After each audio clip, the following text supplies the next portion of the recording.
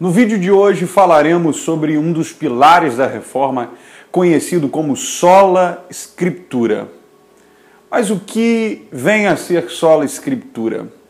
A palavra sola do latim quer dizer somente, e Scriptura significa escrituras. Portanto, a junção de ambas as palavras significa somente as escrituras. Já falamos no vídeo passado que a Reforma foi um retorno às Escrituras. E nesse sentido podemos dizer que sola Scriptura é o pilar sustentador do qual derivam todos os demais pilares do movimento reformista. Entretanto, em algum momento na nossa caminhada cristã, nós podemos ser questionados, inquiridos, de como um Deus tão soberano, de como um Deus tão majestoso pode se revelar a seres mortais como nós por meio de um livro, por intermédio da linguagem humana. A resposta está no princípio da conformação.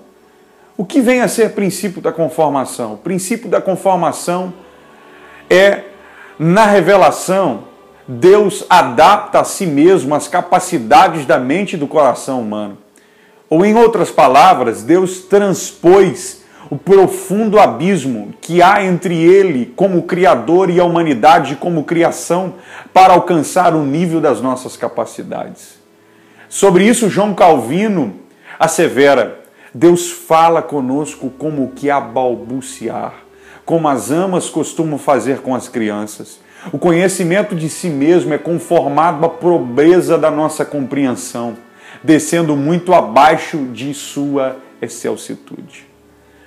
Para compreendermos melhor o conceito de sola Scriptura, é necessário lançarmos mão de algumas premissas. E a primeira delas é: a Bíblia dá testemunho de si mesma como sendo inspirada por Deus. Em 2 Timóteo capítulo 3, versículo 16, a palavra do nosso Deus nos diz assim: toda a Escritura é divinamente inspirada. Percebe que este versículo nos dá a entender que nós não devemos apenas advogar sola Scriptura, mas também toda Escritura. Ou seja, todas as Escrituras é divinamente inspirada por Deus. Em 2 Pedro capítulo 1, versículo 21, o apóstolo vai dizer: porque a profecia nunca foi produzida por vontade de homens, mas os homens santos de Deus falaram inspirados pelo Espírito Santo. Em outras versões, nós veremos no lugar de inspirados a palavra movidos ou conduzidos. Percebe que esta palavra é a mesma palavra usada para as embarcações quando estas eram levadas pelo vento. Então, de fato, estes homens foram movidos, esses homens foram conduzidos pelo Espírito Santo ao escreverem as Escrituras. Outra coisa que podemos ressaltar sobre a inspiração divina é que ela é verbal e plenária. Em primeiro lugar, ela é verbal porque todas as palavras da Bíblia, incluindo a gramática, vocabulário e sintaxe, foram inspirados por Deus. Nada, absolutamente nada, nenhuma sentença, nenhuma frase, nenhuma construção textual, nenhuma palavra, nenhum vernáculo, nenhuma perícope, nenhum excerto está por acaso nas Escrituras. Tudo, absolutamente tudo, está na Bíblia porque foi inspirado por Deus. Em segunda instância, a inspiração bíblica ela é plenária, porque todos os livros que a compõem, sem exceção alguma, são inspirados por Deus. Não há este ou aquele livro que nós não podemos dizer que não são inspirados por Deus. Todos, absolutamente todos os livros são inspirados por Deus. Em segundo lugar, a Bíblia é inerrante e infalível. E nós podemos concluir tal assertiva através de um simples silogismo. Se a Bíblia é a palavra de Deus, e se Deus nunca erra e jamais falha, então a Bíblia é inerrante e infalível. As Santas Escrituras não contêm erros.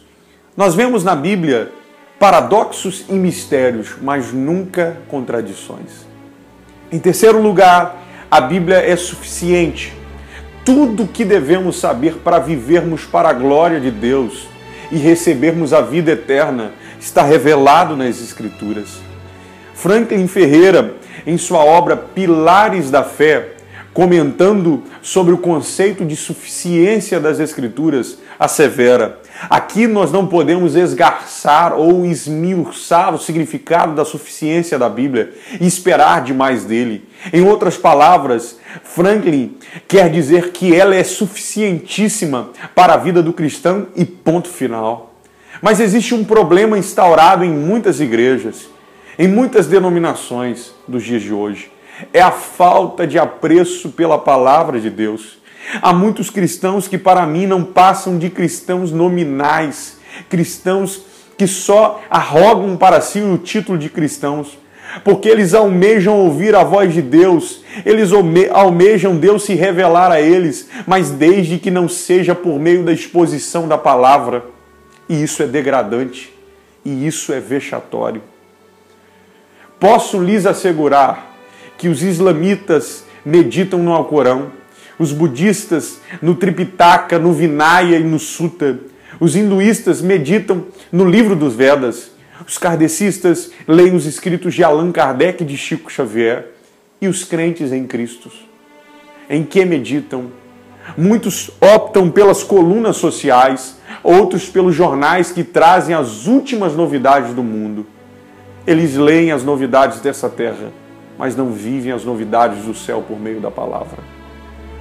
Queridos, que possamos sempre levantar a bandeira, o estandarte de sola Escritura, somente as Escrituras, porque acima das nossas experiências está as Escrituras, acima de todo experiencialismo, acima de todo empirismo está as Escrituras, e a ela nós devemos obedecer. Sola Escritura.